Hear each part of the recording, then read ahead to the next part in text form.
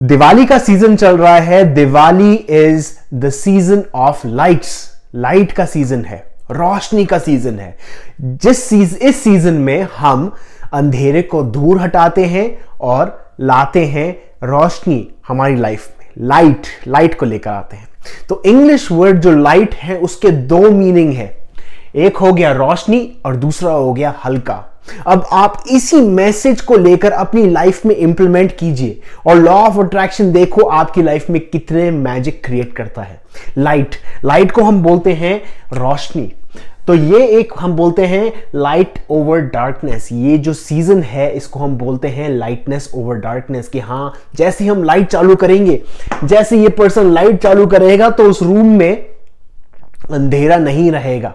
उसी तरीके से आपको रोशनी चालू करनी है अपने अंदर। उधर जाने से पहले मैं छोटी सी बात कहना चाहूंगा कि लाइट जो है, इंग्लिश में जो लाइट है उसको हल्का भी बोलते हैं। लाइट, ये जो मार्कर है ये बहुत लाइट है, तो हल्का। उसी तरीके से आप जिस मिशन पे यहां पर आए थे, जिस मिशन के लिए आप अर्थ पे आए थे, आप आए थे एक तरीके से एक्सपीरियंस करने सारी चीजें। और वो एक्सपीरियंस किस तरह करनी है? आपको बैलेंस्ड वे में करनी है। आपको जो तराजू है अपना एकदम बैलेंस तरीके से रखना है।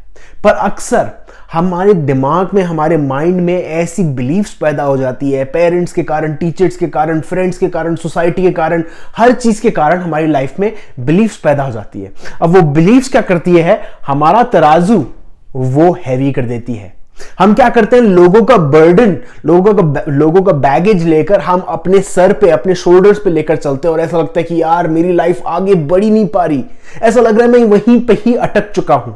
ऐसा लगता है कि मैं आगे बढ़ नहीं पा रहा हूं। मैं थक चुका हूं अपनी लाइफ से, कुछ चल नहीं रहा है मेरी लाइफ में।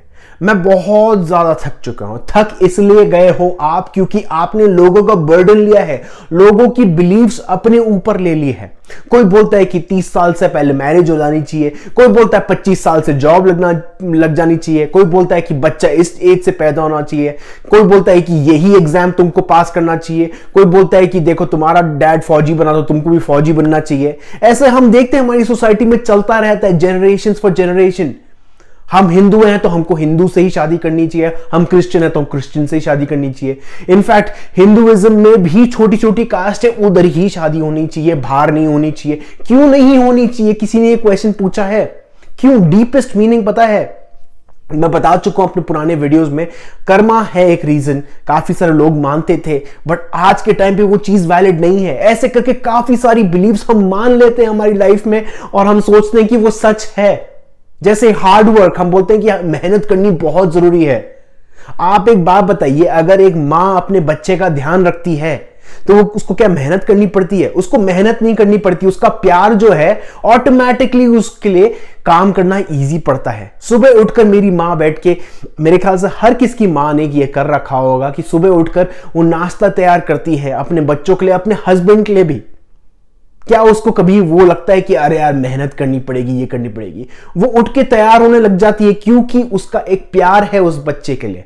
तो उसी तरीके से क्या आपका प्यार है आपके प्रोफेशन को लेकर? क्या आपका प्यार है आपके एग्जाम से लेकर? क्या आप सच्ची में वो चीज चाहते हो कि आपको वो मेहनत करनी पड़ती है? अगर मेहनत करनी पड़ रही है या तो आपकी एक बिलीफ बन चुकी है कि आपको मेहनत करनी पड़ेगी। आपने वो एक्स्ट्रा बैगेज ले लिया है।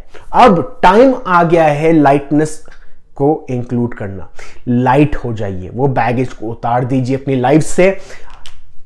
जैसे आप वो लाइटनेस लेकर आओगे अपनी लाइफ में तो पहले तो आप हो जाओगे हल्के, रिमूव कर दोगे वो बैगेज। और रिमूव कैसे करना है?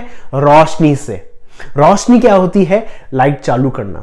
अब लाइट चालू करने का सिग्निफिकेंस यहां पर यह है कि ये मान लो आप हो, ये दरवाजा है आपके अंदर का, उस दरवाजे को खोलना है और उधर लाइट चालू करनी है। अब इसका मतलब क्या है? इसका मतलब यह है कि जब भी कभी आपके दिमाग में कोई नेगेटिव थॉट आती है या नेगेटिव एक्सपीरियंस आता है आपकी लाइफ में, जहां पर आपको टेंशन होता है, डर लगता है, नर्वसनेस आती है, एंजाइटी आती है, जब भी वो चीज आती है तो ये सोचिए कि मुझे ये चीज क्यों आ रही है? मुझे ये चीज क्यों आ रही है? मेरी कोई ना कोई बिलीफ होगी अभी जिसके कारण मैं ऐसा सोच रहा हूं।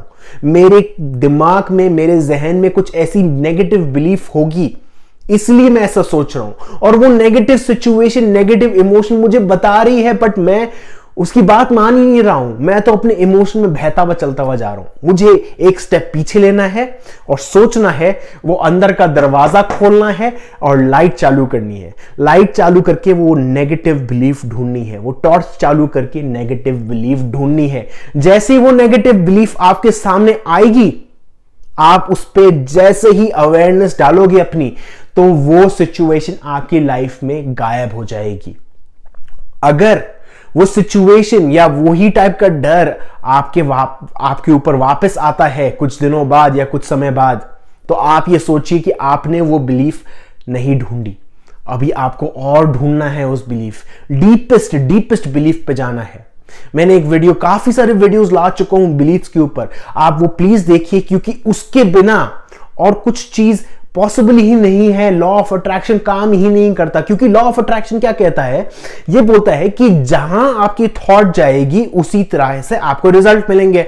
और बिलीफ जो है, आपकी सबकॉन्शियस माइंड जो है, हमेशा बिलीफ पे रन करता रहता है और वही थॉट्स इमिट करता रहता है। उसी तरीके से आपकी बॉडी वाइब्रेट करती है, उसी तरीके से आपकी लाइफ में चीजें अट्रैक्ट होती है। Simple as that. तो जैसे ही आप उसका स्ट्रक्चर, आपकी नींव चेंज करोगे, आपका फाउंडेशन चेंज करोगे, तो वो घर ही बिल्कुल अलग हो जाएगा। आप एक न्यू पर्सन क्रिएट कर दोगे।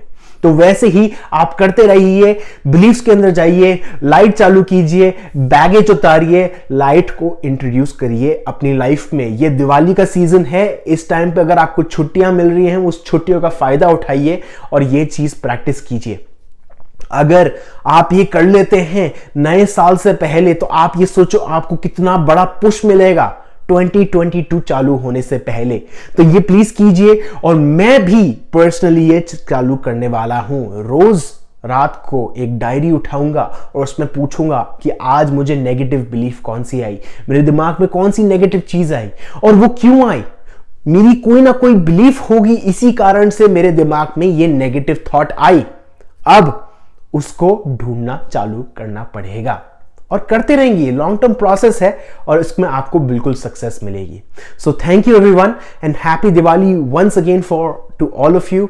आई really appreciate all your comments, all your questions. मैं जानता हूं मैंने कुछ टाइम से कमेंट्स का रिप्लाई नहीं किया है, कुछ रिक्वेस्टेड वीडियोस हैं, उन पे मैं काम करना चालू करूंगा। Thank you everyone.